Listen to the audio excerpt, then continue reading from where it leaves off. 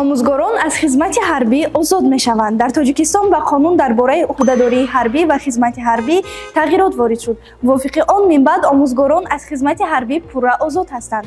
Тағйирот ба қонуни мазкурро вакилони парлумони Тоҷикистон пазируфтанд.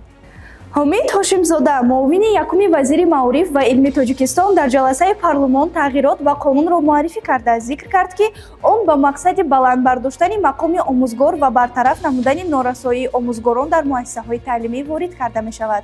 Дар қисми 2 банди 4 моддаи 31 қонун дар бораи уҳдадории ҳарбӣ ва хизмати ҳарбӣ калимаҳои умумии деҳот ба калимаи умумӣ иваз карда шудааст. Пас аз қувваи қонунӣ гирифтани тағйирот ба қонун имтиёз барои ҳамаи омӯзгорон новобаста аз ҷои кор татбиқ мешавад. Аватар премиум, ҷое ки ҳамаи чиз ба ҷои шумо фикр карда шудааст.